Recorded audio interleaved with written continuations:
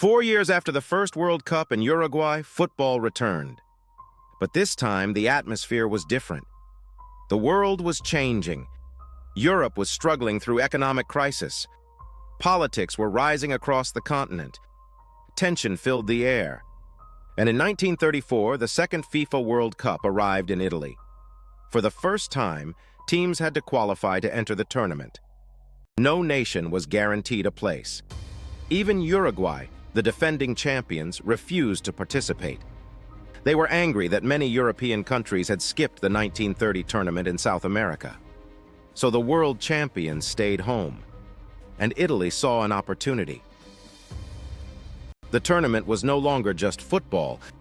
It became a matter of national pride. Italy's leader, Benito Mussolini, wanted victory at all costs.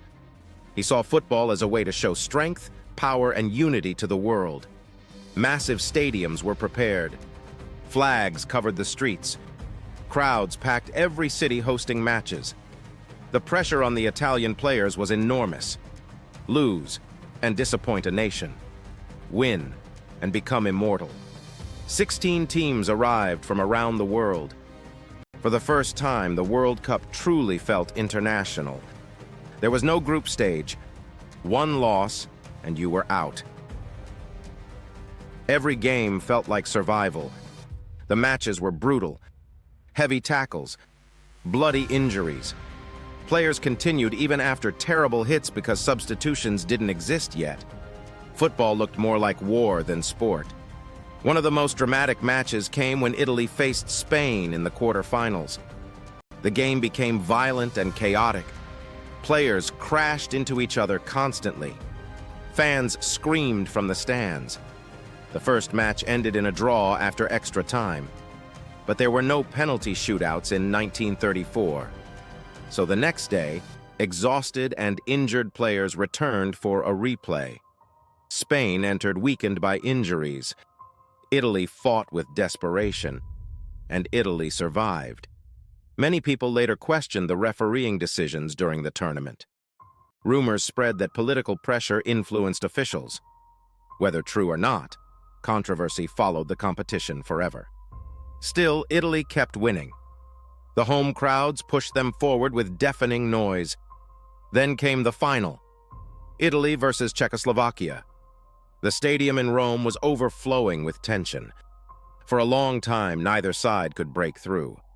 Then, suddenly, Czechoslovakia scored. Silence. Italy was close to disaster. But the Italians refused to surrender. The crowd roared louder and louder as the team attacked desperately. Finally, Italy equalized. The match went into extra time. Players were exhausted, legs heavy, bodies broken. And then, the moment arrived. Italy scored again. The stadium exploded. Italy too. Czechoslovakia won. The players collapsed to the ground in celebration. Fans flooded the streets of Rome. Italy had become world champions. But the 1934 World Cup was remembered for more than football. It showed how powerful the tournament had become.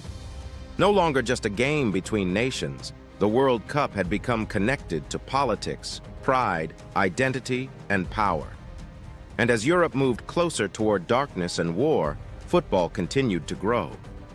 The world still did not know it yet, but the World Cup was becoming the greatest sporting story ever told.